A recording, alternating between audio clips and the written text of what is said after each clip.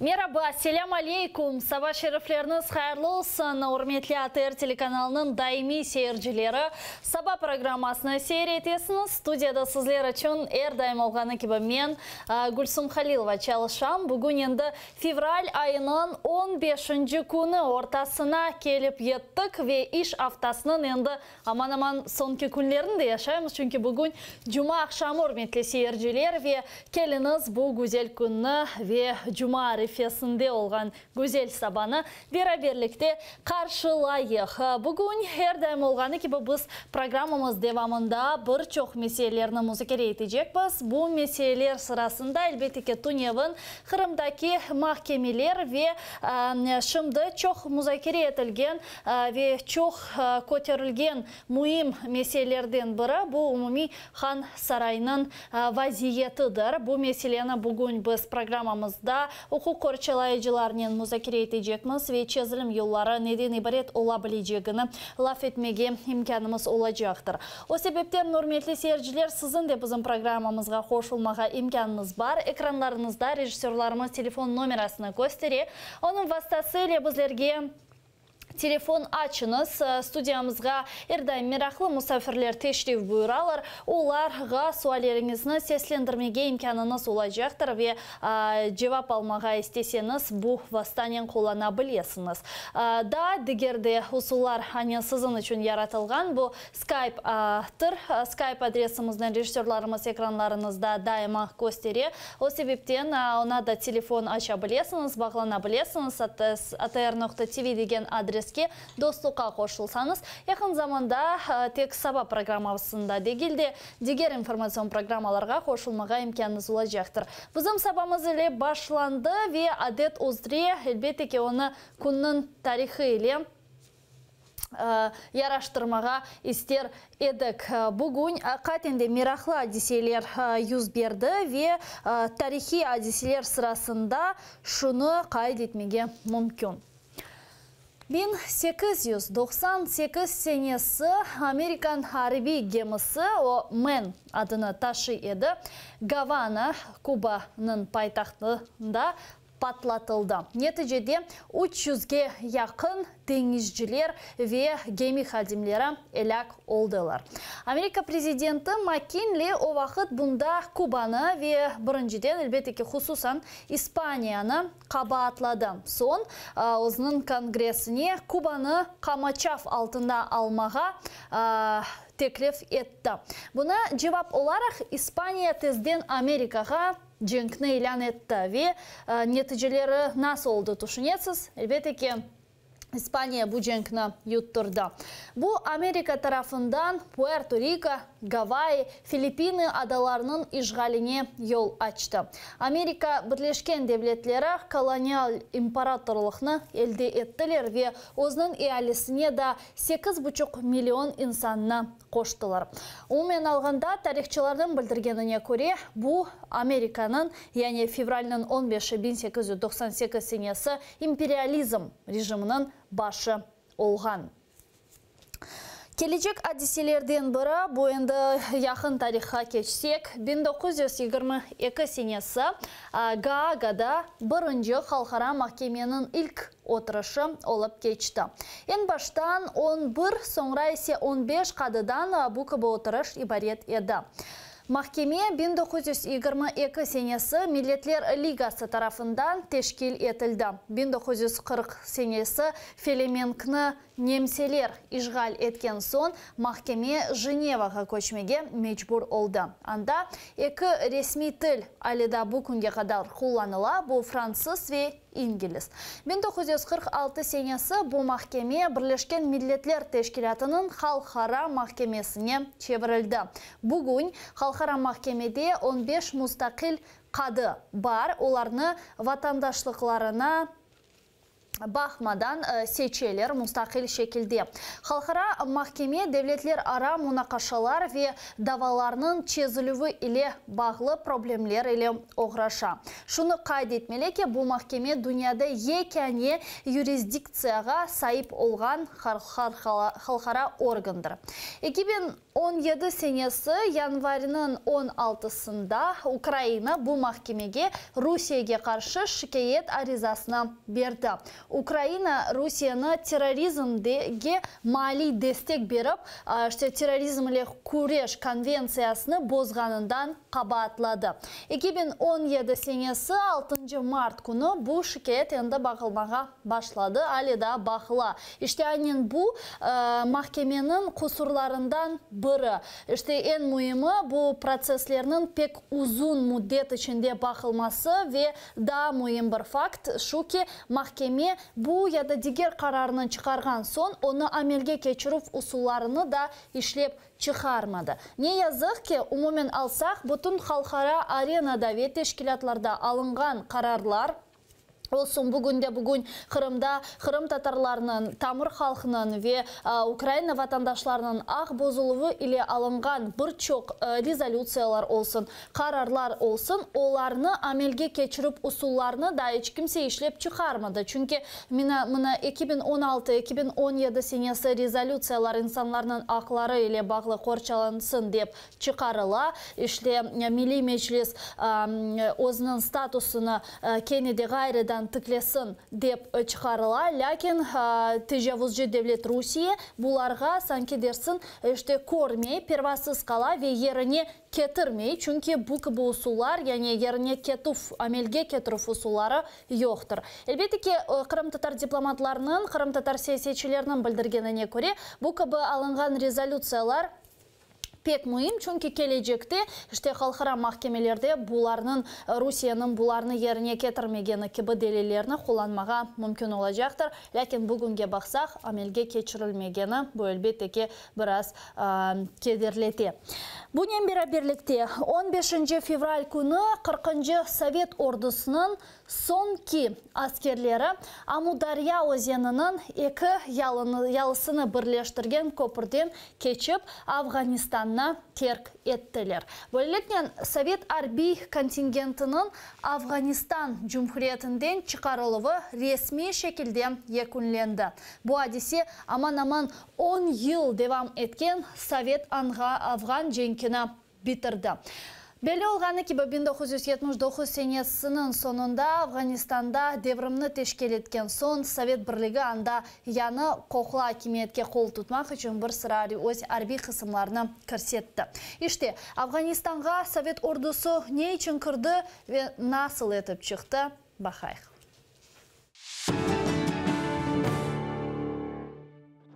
1989 senesi 15 fevral günü 40. Sovet ordusunun sonki askerleri Amudarya Ozeani'nin iki yalısını birleştirgen köprüden geçip Afganistan'a terk etti. Böylelikle Sovet harbi kontingentinin Afganistan Cumhuriyeti'nden çıkarılığı resmi şekilde yekunlendi. Bu hadise aman 10 yıl devam etken Sovet Afgan cenkini bitirdi. Belli olğanı gibi 1979 senesinin sonunda Afganistan'da devrimni teşkil etken son Sovet Birliği anda yanı koklu hakimiyetine kol tutmak için bir sıra öz harbi kısımlarını körsetdi. Birleşken Milletler Teşkilatı'nın General Asambleyası bu tecavüzünü takbih etip Sovet ordusunu Afganistan'dan çıkarmağa çağırdı. Ama Sovet hakimiyetinin öz planı var idi. 1980 senesi fevral ayında Sovet ordusu ve Afgan mücahitleri arasında katlı uruşlar başlandı. Dağ şaraitlerinde devamlı muharebelerge hazır olmayan Sovet ordusu birkaç ayda ağır gayıplarga uğradı. Yüzlerce asker ve ofitserler birinci uruşlarda elak oldu. Binlerce yaralandı. Sovetke kol tutkan komünist rejimine karşı 70'ke yakın çeşit firkalar ve Afgan mücahitler teşkil etken birleşmeler kureşti. Olarga komşu Pakistan bayağı yardım etti. En parlak Afgan mücahit komandanlarının adları Ahmad Shah Massoud, İsmail Khan, Jalauddin Haqqani, Said Mansur ve diğerlerinin kısa vakitte Sovet askerlerge belli oldular. Çünkü onlar öz harbi ustalığını ve Sovetlerge nasıl cenkleşmege gerek olganını pek yaxşı gösterdiler. Совет бірлігінде Афган женкінің бірінші сенелері бүженкіле бағлы бұтын малыматларны сақламаға тырышты. Чүнки Совет лидерлерінің бойлы тыш сиясеті енді Совет ватандашларыны бегендірмейді. Біңлерже жан берген ади яш аскерлерінің өмірлері бүженкінің палы фиаты олдылар. Мерақлы факт шунда ки Афганистанға еберілген Совет аскерлерінің эксериетінде ақиқи жең тәжірибесі жоқ еді. Оның үшін базы ұрышларда Совет арби қысымлары 30-50% аскерлеріні бірден ғайып еттілер. Бұл белі олған Марвар ұрышы, Кунар операция ве дигерлеріdir. 1980 сенелерінің сонында Совет ордусы Афган қаршылығыны бастырып, ол майжағы енді әркеске аңлашылды. Чүнки ел-елдан мүжайетлерінің сайысы тек артты. Совет бірлігінің ички вазиеті есе еп финалашты. Бірчық тарихчыларының білдіргеніне көре, Советлер üçün мувафақиетсіз олған Афган женке коммунист империясының дағылмасына бұйық тесір етті.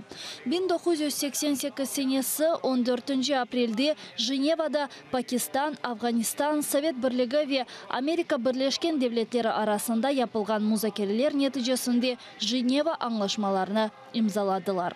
Советлер өз аскерлеріні Афганистандан 4 айда шығарajaqlары хақында ваде етті. Айны сене 15 майыста Совет контингентінің шығарылуы башланды. Бірінші 3 айда Афганистанны 50.000 Совет аскері терк етті. Ноябрь айында мүжайетлер Кабул шеріне ұжым еткенлері себебінден шығарылып бірқач афтаға тоқтатылды. Ама соңра яныдан башланды. 1989 сенесі 15 февральге қадар эпос олып Афганистандан 100.000-ден зияде Совет аскерлері шығарылды. Ресми малыматларға көре 40-шы ордысының команданы генерал Громов екі девлетіні айырған дослық көпірінден сон Совет арби адамы оларық кечті. Ама керчіктен Афганистанда да бір sıra Совет арби талимат бережілері ве сыңырыжылар қалдылар. Бөлеліктен 10 ел девам еткен Советлерінің Афган авантюрасы нәтижесіз оларақ бітті. Олар қол тұтқан президент Наджибулла реберлігінде олған коммунист режиміні Афган мүжайетлері қысқа мүддет үшінде yok еттілер. Афсуске, ама бұндан сон өлкеде кенеде ватандашлық женке башланды. Ресми малыматларға көре 10 елда Афганистанда 600.000-ден зиеде Совет аскерлері қызмет етті. Олардан 15.000 елек oldu, 55.000 yaralанды. Ama çeşit tarihçilerinin bildirgenine göre bu rakamlar doğru değildir. Çünkü en azından Sovet Birliği bu cenkte 30.000 askerini gayip etti. Yaralanganlarının sayısı ise 100.000'den ziyadedir. Bu malumatlarga birçok Afgan veteranları da kol tuta. Afgan cenkinin bitmesine aman 30 yıl olsa da komşu devletinin liderleri galiba onun derslerini öyle almadılar.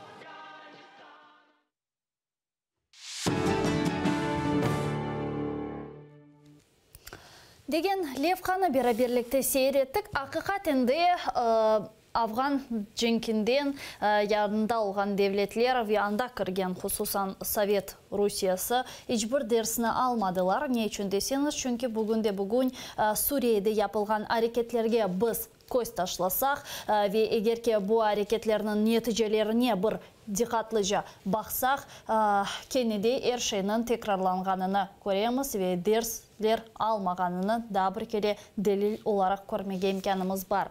Украина шарқында Русия тежавузы бұл Афганистанға олған женкінің 30 жылдан текрарланмасы, деді Украина президенті Петр Порошенко. Афганистандан Совет ордусы чықырылғанының 29-шы жылығына бағышланған тедбірде білдірді бұны Украинаны ясасының гаранты.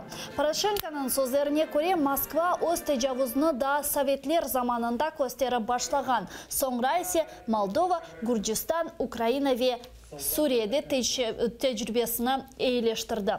Президентінің айтқанына көре, Украина askerleri Afganistan'da öğrengeni şimdi Украина шарқында Русияге қаршылық көстермеге yardım etti. Бойовий досвід афганців став надзвичайно цінним для українського війська в перші найтяжчі місяці війни, захищаючи Україну проти російської агресії. І сьогодні сотні загартованих в боях ветеранів перебувають на передньому краї боротьби з агресором, виконуючи надважливі завдання в складі Збройних сил, Національної гвардії. Деп білдірді Украина президенті Петр Порошенко. Русия Украинада башлатқан женг ве Қырым işgali için ise афу сорамайчақ. Бұны Тышышлары назирі, Русия Федерациясының Тышышлары назирі Сергей Лавров Белчик алазина аддашынен көрішкені вақыт білдірді. Көрішов Москвада олып кешті, анда Авропа бірлігінің истилячы девлетке қаршы кірсеткен санкциялары да музакире етілген. Оларға бақмадан Русия Украинада япқанлары ақында тұшун мейджік деп айтты Лавров. Мы как-то никогда не интересуемся отношением наших коллег из Евросоюза, вообще из тех стран, которые ввели против нас санкции, что они на эту тему думают. Мы все свои действия открыто, на основе международно-правовых норм объяснили. И все те, кто хочет нас услышали. Мы сегодня говорили и, конечно же, про Украину, и про Крым. Aslında Lavrov'un bu kıbı bildirgen sözleri da bir kere açık ve aşikar şekilde şunu gösteriyor ki Kennedy Rusya ona yapılgan baskıntı ve sanksiyalardan büyük zarar ve büyük keder görüyor. Lakin buna bakmadan işte bu kıbı çıkışlardan da marum kalmamagan tırışa.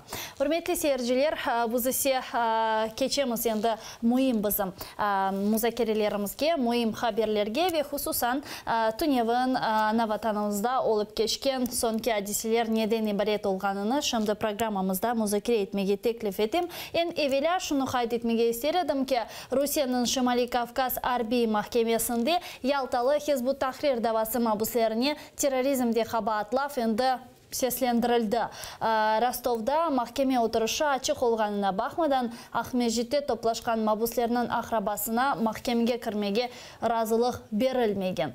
İşte malum olganı gibi bundan evvel Kırım Tatarlarını mahkeme etip Kırım'dan gansız şekilde Rostov'a geçirdiler. Geçen mahkeme distansiyon Skype vasıtasıyla olması gerek edi.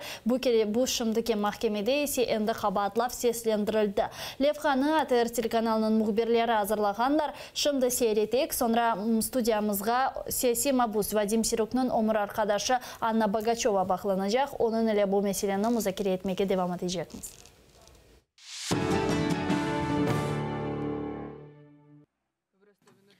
Rusiya prokuraturası Yaltalı Hizbut Tahrir davası boyunca mabuslerge terrorizmde kabahatlaf seslendirdi. Dava Rostov-na-Donu şehrinde Şimali Kafkas Harbiy Mahkemesi'nde bakıla. Salonda Rostov'daki Ukrayna baş konsulu Vitaliy Moskalenko ve konsul Vitaliy Konarskiy buluna. Hem Rusiyan Kuku, Muslim Aliyev, Vadim Siruk, Enver Bekirov, Rifat Alimov ve Arsen Jabbarov kabahatlana.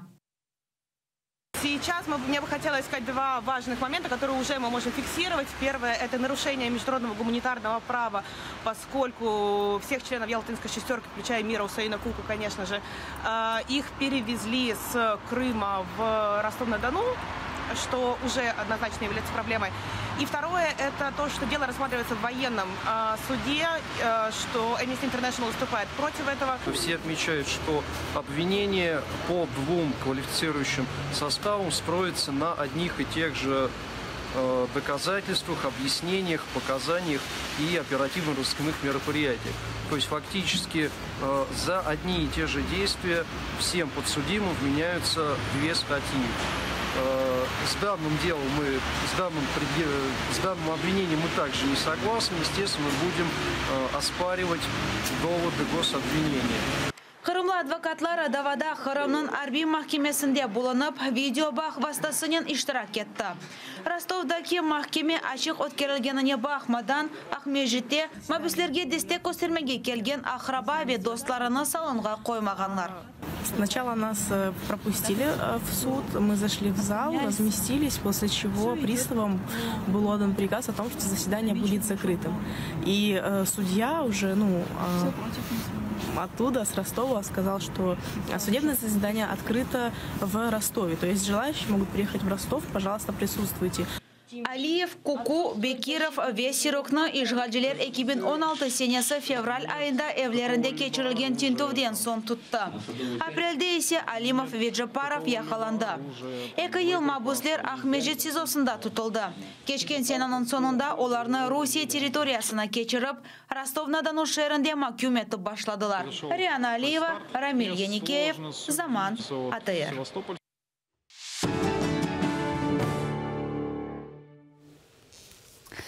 İşte sizge vade etkенimiz gibi bizler şimdi Skype vasıtasıyla Vadim Siruk'nun Omar arkadaşı Anna Bagachova bağlandı. Onu selamlayık. Alo.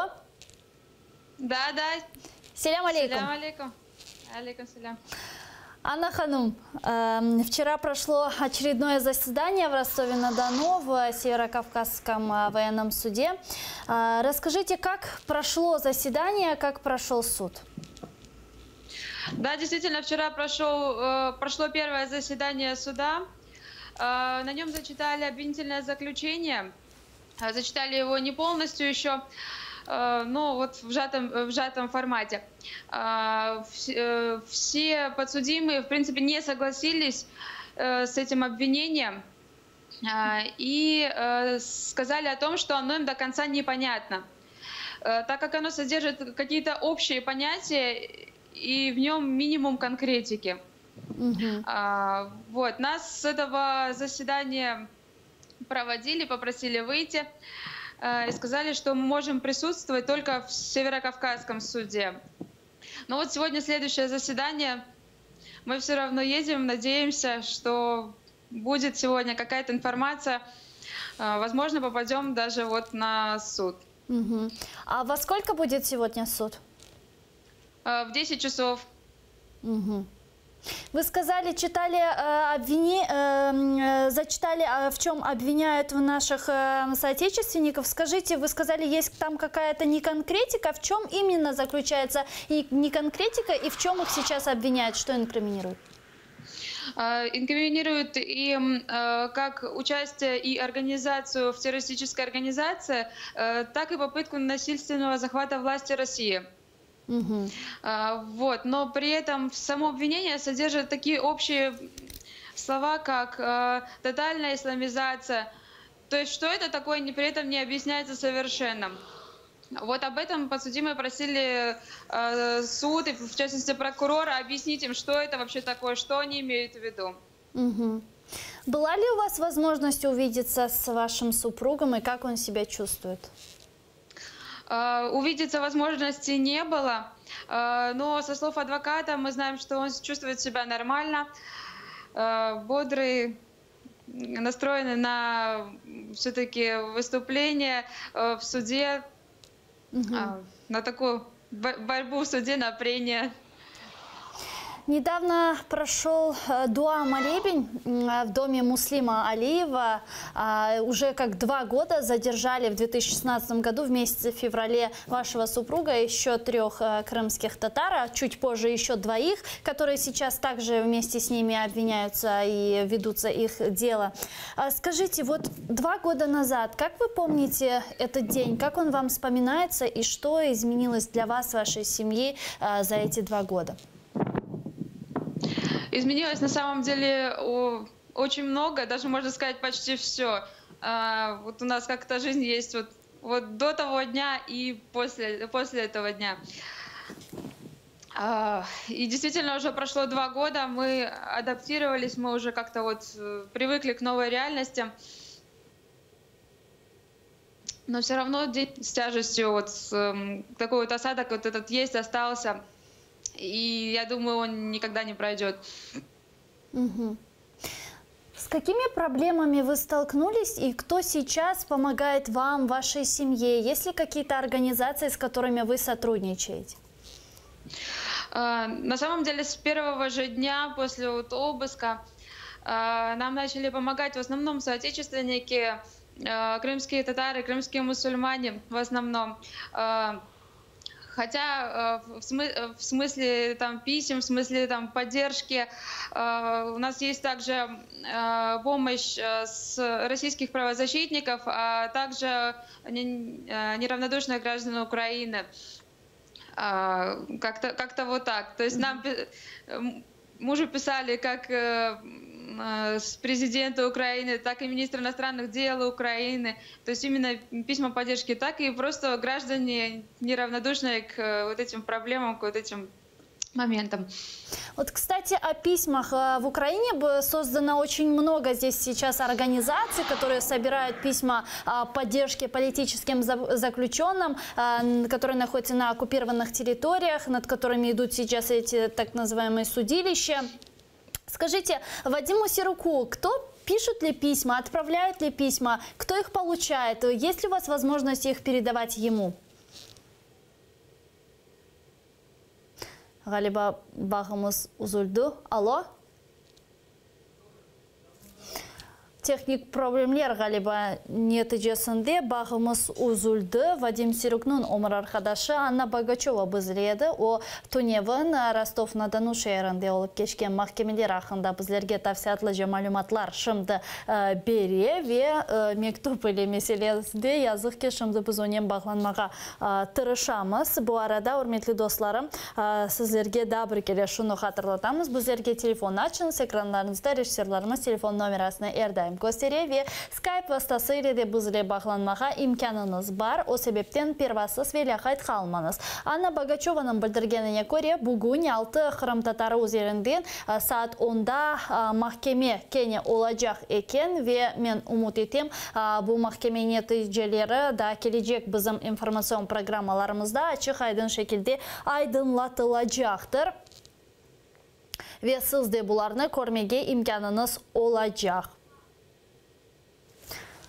Режиссерларымыз білдіргеніне көре, біз не язық ки Анна ханым үлі бағланып оламаймыз. Егер ки имкан пейда олса, біз онында бағланып, бір қач суалымыз да бар. Оларны сеслендірмеге имкан пейда olur деп умут етеміз. Программамызға есе девам ете көрметлі сейіржілер. Шуну қайд етмеге есередім. Шымды кенеде махкемелер ана ватанымызда девам ете. Ве бұл махкемелерінің эксериеті бір кішілік наразылықлар или бағлы шикает махкемелерідір. Қырым бірдемліге өзінің Facebook сайфесінде білдіргеніне көрек әркүн олар илянларны берелер. Бүгінде махкемелер олмасы планлаштырыла ве олар махкемелерінің жедвеліні өзінің Facebook сайфесінде ерлештірділер. Мисал оларақ бүгін февральнан 15-інде да ondan ziyade 12 vatandaşımızın mahkemesi bakılması gerek. Bu Halilov, İbragimov, Emirusiyinov, Ametov, Ziyadinov, Kutuzov, Asanov, Süleymanov, Abibullayev, Ziyadinov ve Muratov. Mahkeme Kırım vakıtı boyunca saat 9'da başlamalı. Şimdi yani yarım saatten Kırım'da mahkeme bakılması başlanacak. Halilov vatandaşımızın birinci mahkemesi olacak. Planlaştırılan saat 2 gece bu 13 mahkemeni bakmağa. Lakin biz bilemiz sonki vaqtlara planға qoyulgan bu kaba mahkemeler ne yazık ki episi bakılmağa yetiştirilmey ve gelecek günlerge alına. Aynen Tunevinde olğanı gibi.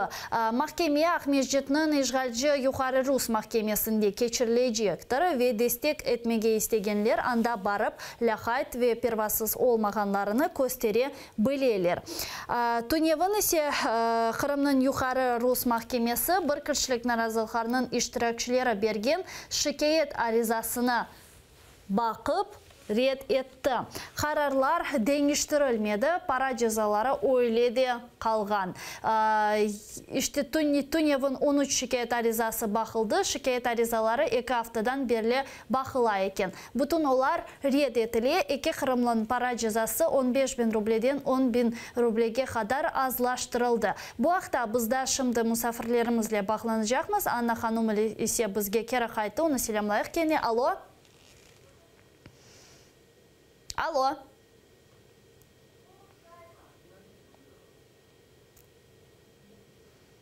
Алло, Анна Ханум.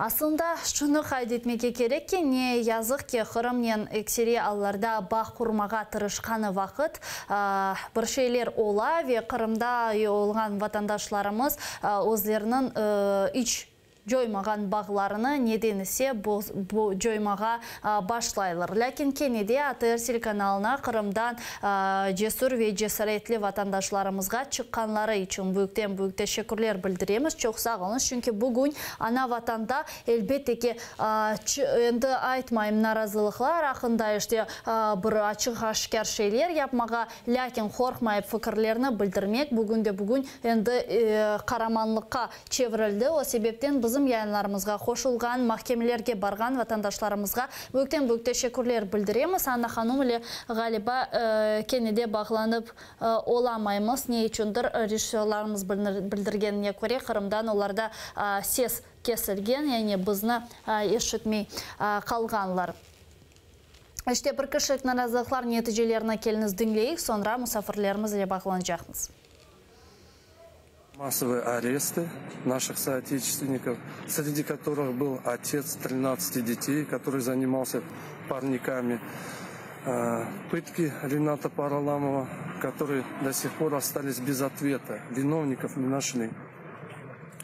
Это все просто-напросто не могло меня оставить равнодушным. И я решил выйти на одиночный пикет, выразить свою мысль.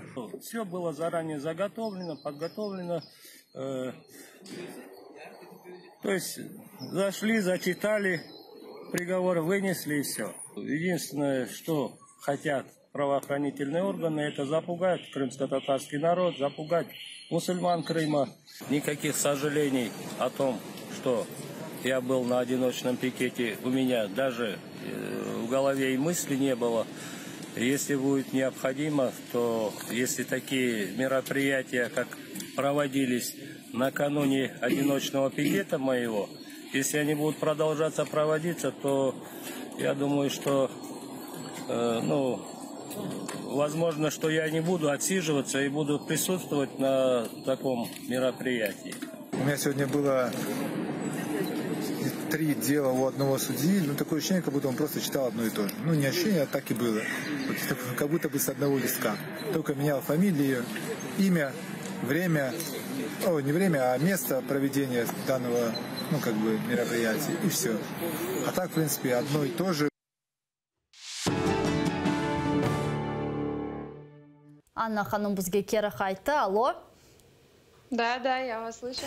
Селям алейкум. Наконец-то мы тоже вас слышим. Продолжим вопрос о письмах. Вы слышали, я вам повторю, наверное. Скажите, вот сейчас в Украине, на материковой части Украины, очень много создано гражданских, общественных организаций, которые занимаются поддержкой политических заключенных, и собираются разные виды помощи, включая и письма политическим заключенным, находящимся на территориях оккупированных также Донбасса и Крыма. Приходят ли вам такие письма? Кто их получает? И есть ли у вас возможность их отправлять Вадиму Серуку? Действительно, как вы говорите, письма приходят, их приходит много. По-разному бывает. Иногда их передают мне, иногда их напрямую передают Вадиму.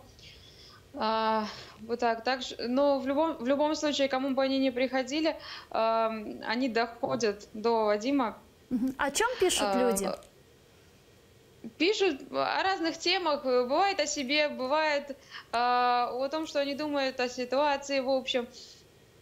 Но письма, естественно, не касаются ни политики, ни чего-то такого, что не пройдет российскую цензуру. Кто является авторами данных писем в основном? В основном это простые люди, неравнодушные к нашим проблемам. И я хочу сказать, что вот эти все письма, это очень важно как в качестве моральной поддержки для заключенных. Потому что для них часто это единственная возможность контактировать с внешним миром. Так и, в общем, для всего народа это важно. Мы видим, что мы не одни, что есть для нас поддержка от мирового сообщества. Анна Ханум, в заключение нашей беседы, вот вчера прошло очередное заседание, как вы сказали, сегодня будет в 10 часов. Как вы думаете, и что говорят ваши адвокаты? Насколько это дело продлится и какие итоги вы ожидаете? Ну, о длительности дела сейчас сказать что-то сложно, но в любом случае это не одно, не два и не 10 заседаний. То есть это не на несколько месяцев, скорее всего. Про итоги сейчас прогнозов особо мы не строим, но рассчитывать на какое-то оправдание, в общем, нам не приходится на это рассчитывать. Чохсағылна, спасибо, что связались и нашли время сегодня утром. Бізле скайп вастасы или Анна Богачева бағланған еді. Вадим Сирокнан, Сиясима бұз Вадим Сирокнан өмір арқадашы скайп вастасы или біз еді, біз или бераберлікті еді, ләкін көргенімізге көре елбетіке нәтижелер насыл олса олсан, Сиясима бұзлерінің өмір арқадашлары кенеде өзлерінің умутлеріні жоймайлар ки умут бүгін бізге аяқта тұтмаға умут берген ве аяқта тұтмаға ярдым еткен екене унсурдыр. Біз сізіле бір кішілік наразылықлар меселесіні музакире етмеге девам етеміз, үрметлі сейіржілер ве Туневын ватандашларымызны қорчалаған жемаат қорчалайжыларындан бірі Сабри Бейталипов бізіле скайп вастасы ile бағланды. Оны шымды телемламаға теклиф етем, бағыштар телефон вастасы ile. Алло? Ассаламу алейкум. Селям алейкум, Сабри Бей. Саба шерифлеріңіз қайырлы олсын. Насылсыз? Аллах разы болсын. Алейкум селям. Ничего, альхамдулилля. Яқшымыз, сау. Сабри Бей, Туневын бір кішілік наразылықлар бойынша сіз махкемелерде ватандашларымызны қорчаладыңыз. Насыл махкемелер кешті, насыл қимет кесесіңіз алынған нәтижеге? Дана бір кері айтыңыз. Алло. Дана бір кері айтыңыз. Сіз Туневын махкемелерде ватандашларымызны қорчаладыңыз. Алынған қарарға насыл қимет кесесіңіз ве махкеме насыл кешті умумен алсақ? Байшмас мүмкін, мен русша айтарым. Мүмкін. Ну, я защищаю много кого на судебных заседаниях. Конкретно это были Мирусина Пришат Ага, Зиядинов Эмиль. Ну и многие ребята, просто бабушкина фамилии, я их не запомнил. Вот. Ну, ориентировочно это где-то было 13-14 заседаний, на которых я участвовал непосредственно как защитник. Вот. Ну, в этом плане. Насыл қарар алынды ве сіз бұл қарарға насыл қимет кесесіз?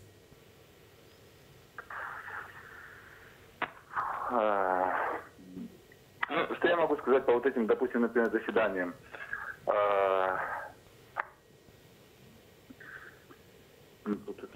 Ну, смотрите, если конкретно больше на заседаниях говорить,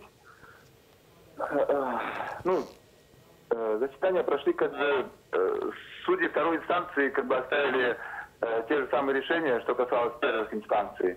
Вот, как бы, где-то поменяли просто штрафы, вот, снизили их с 15 на 10 тысяч. Вот, ну, непонятно по какой причине, может, просто хотели показать тем самым свою лояльность. Вот, или как бы хотели показать, что как будто они действительно занимаются этими делами, как бы заинтересованы как-то решить эти вопросы. Но что я хочу сказать, как бы, ну, как я вижу эту сторону, что как бы, ну, если бы действительно этого хотели бы сделать судьи второй инстанции, как бы, они бы обратили внимание на все те доводы, которые показывали защитники, потому что во многих делах очень много ошибок. Конкретно, допустим, ошибки в фамилиях, ошибки в местах. Были такие моменты, где сотрудники, допустим, полиции в рапортах, в протоколах писали, что такие-то люди стояли, а на самом деле эти люди не стояли, уже шли, направлялись домой, их останавливали, допустим, например, на том моменте, когда они шли домой. Вот. Что касается, допустим, например, они, ну, в это дело засунули очень много того, чего вообще не нужно было всувать, даже туда, я так скажу. Просто тем самым показать, что как бы, ну, мы будем давить на вас, вот, как бы любыми способами, любыми методами. Сіздің түшінжеңізге көре ақиқатінде Қырым татар халқыны пара жазаларынан қорқытмаға мүмкін?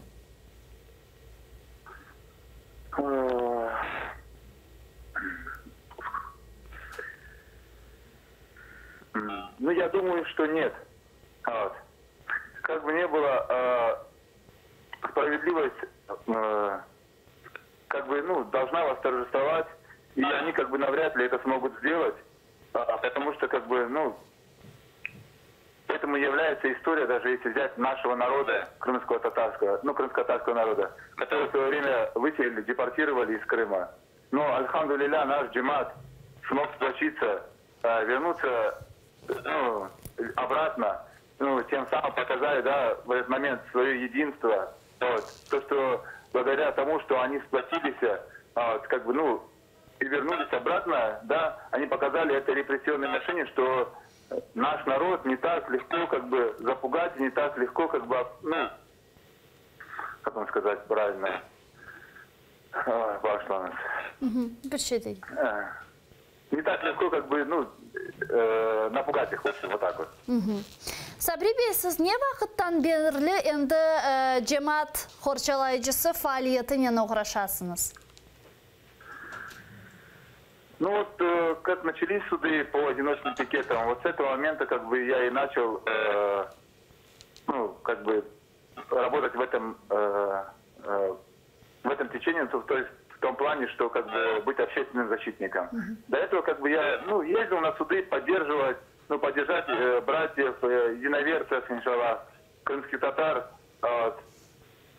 Ну, конкретно на судах я не участвовал, только как зритель, как бы, который приходил, непосредственно слушал, если пускали на суды, если не пускали на суды, то просто, как бы, на улице стоял и поддерживал. Вот, как бы, ну, начал защищать с того момента, как начались именно вопросы по одиночным пикетам.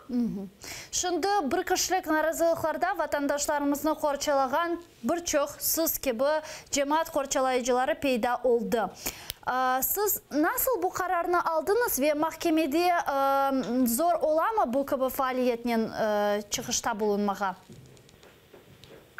Бабушка, данная связь очень плохая, и, как бы, ну, я, честно говоря, не понял вашего вопроса. Махкемеде зор ағыр оламыз сіз кебі дегер инсанларға ватандашларымызны қорчаламаға? Яда сіз бір азырлық көресіңіз? Ну, что касается трудностей, конечно, как бы, если с этого момента взять, то, допустим, у меня нету, допустим, образования юриста. Ну, мы, альхамдулилля, учимся, есть интернет, как бы, есть книги, благодаря чему-то, например, мы встречаемся, допустим, ну, я встречаюсь с адвокатами, с юристами, консультируюсь с ними, допустим, с нашими Эмиль Кабединов, Хадес Медляев, вот, Рустем Ага, Лилия Гемиджи, которые, как бы, ну, помогают, альхамдулилля, в этом деле, вот, консультируют, объясняют, вот, ну, и, соответственно, как бы, сами дома, пользуясь интернетом, пользуясь книгами, этими ресурсами, как бы, читаем законы, читаем, как бы, где и как можно, что сказать, как бы, ну, воспользуясь этим, вот, как бы, работаем в этом плане. Сізге қаршы бір басқынты, бір репрессия олажағындан сақынмайсыңызмы бойлы фалиет япқан вақыт? Чөнки бүгін Қырымда ешкімсе кифаят алтында дегіл деп айтмаға мүмкін. Не сізге рух бере?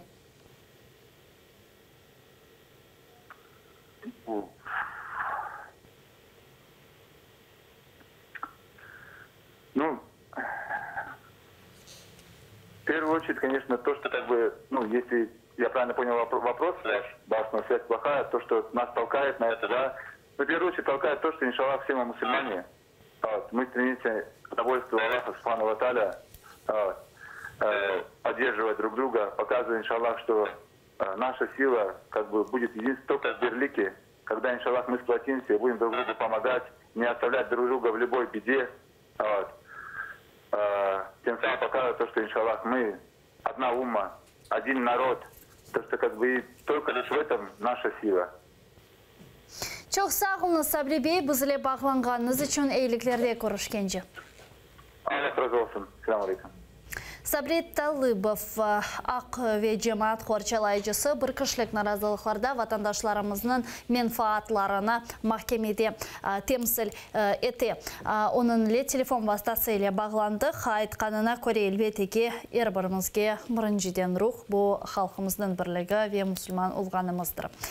Biz ise programımızға devam edemiz. Bugün kendinde tekrarlayayım da 13 vatandaşımızın mahkemesi bakılacak. Pervasız ve Hayt Kalmanız. Onların hepsi geçen sene Кенея октябрьнын 14-інде репрессияларға қаршы бір кішілік наразылықтарға Қырымның чешет көшелерінде шыққан еділер. Русия қанунлары бойынша бұл асында ясақ дегіл. Ләкин işgalciler қанунсыз митинг олғанында исрар етіп, 8-ге яқын Қырым татарға пара жазалары берді. Жүремелерінің умуми мықтары 1 миллион рублеге етті. Ләкин бұндан sonra қабыл етілген ашылған Қырым марафоны бұқыбы пара жүремелеріні төлемек үшін тек Қырымдан 2 миллион рублеге қадар пара топлады. Бұнен бәрі өрметлі сержілер, мирақлы бұра деселерден бірі бұл шында ке Владимир Путин Қырымны işgal етмек еміріні 2014 сенесі 23 февральге кечер гежесі берген екен. Бұны девлет қайынлігінде қабатланған президент Виктор Януковичнің махкеме давасы бақылғаны вақыт шаат Илья Пономарев айдынлатты. О Русия Девлет Думасының сабық депутаты оның сөзлеріне көре Путин өз жасыне әрекет етмеге ата қарар алған. Іште бұл Ақталев хан сейретейік.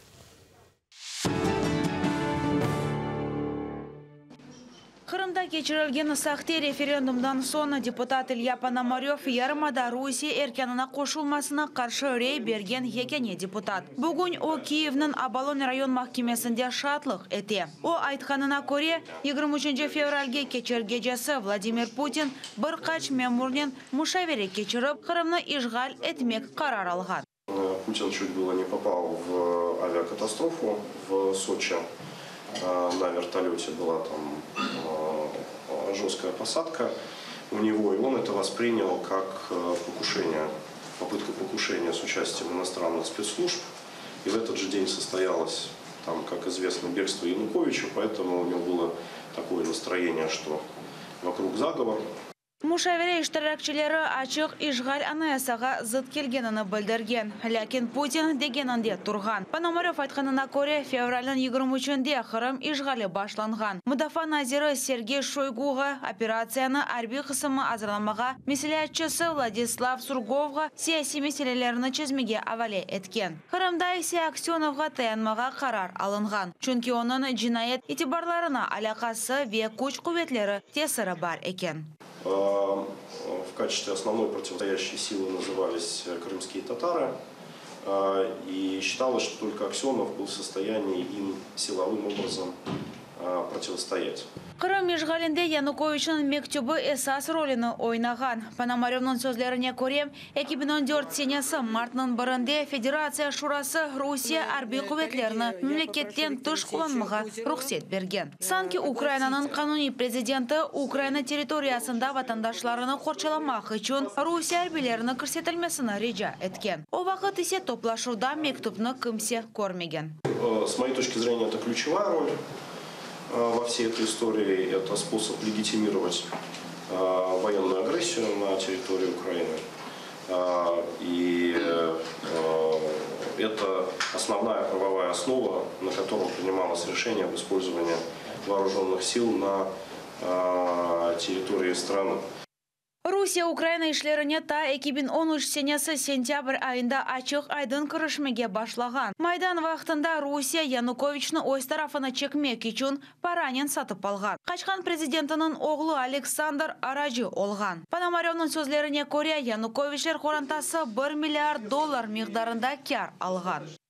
Мы решили договориться для того, чтобы формально никаких денег там российского или государственного бюджета, украинского государственного бюджета в карман конкретным деятелям не передавалось. Но за счет того, что они владели информацией о схеме, они могли сильно заработать. Януковичның адвокаты веқа батлайжы тарафы да бүгінгі сорғунен мемнун. Әрбірі істегеніні ешіткен. Несмотря на то, что свидетель Пономарев и его лекция была заказана Генеральной прокуратурой, он дал показания крайне важные для установления событий і того, що происходило в Криму. На нашу думку, він повністю підтвердив висунуте обвинуваченому Януковичу. Всю оцінку його показань надасться вже ж тільки суд. Киевнын Абалон район махкемесі сабақ баш Назир Николай Азаров, Қачқан президент мемориятының башы Андрей Клюев, ішкі ишлер Назира Виталий Захарченканы сорғуға чекмеге разылық берді. Олар келмесіні Януковичның адвокаты темин этмек керек. Оланы Статюк, Максим Кондратенко, Заман, АТР.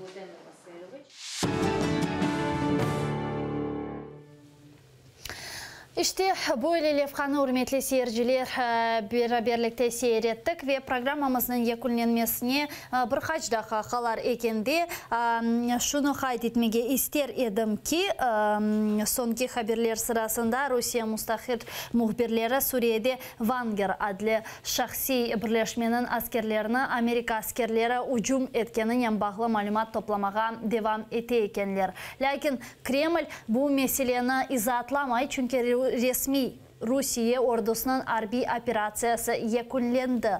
Bu Ruslar kim ve ne için olar Suriye'ge ketkenini beraberlikte sonki daqiqalarda seyredik.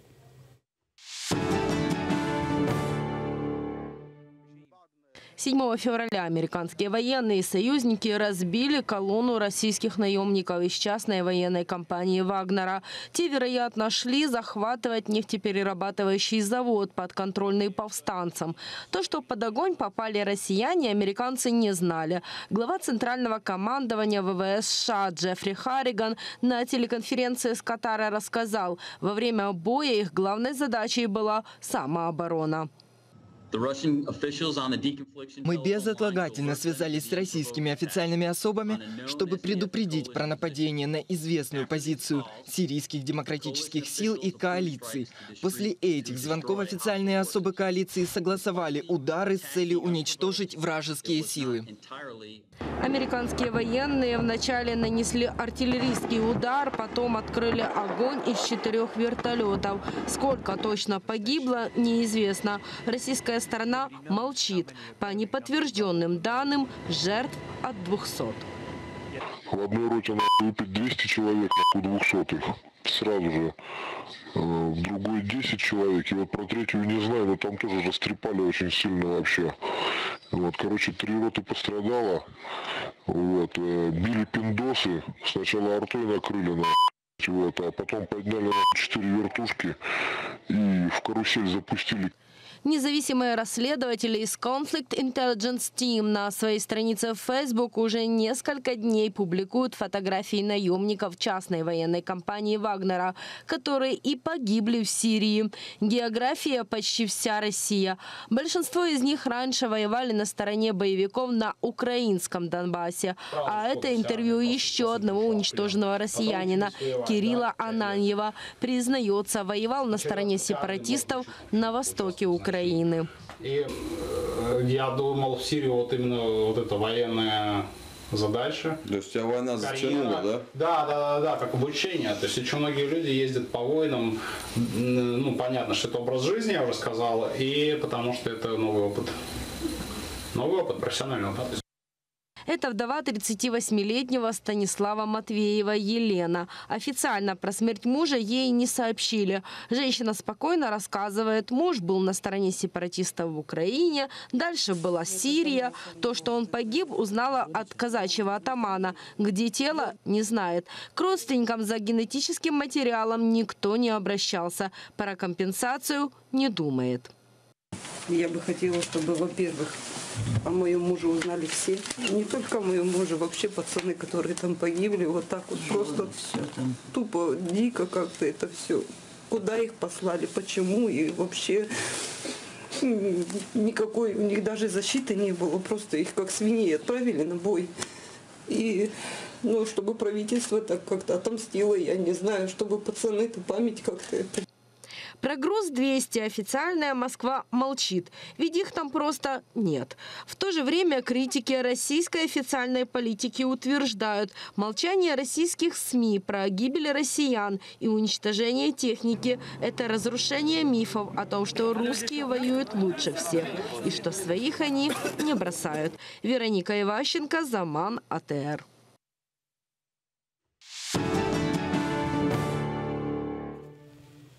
Biz ise yazıqki programımızın yekunlemek mecburiyetinde hürmetli seyirciler bugün bizim studiyamızga kelmege yetiştirip olamağan musafirlerini umut etemiz yarın endi bu studiyada karşılayacağımız. Sizi de seçimde Ayşe Hanım Hayber'den zaman informasyon programmasını seyretiniz. Sonra bu studiyada müzakereler devam edecektir.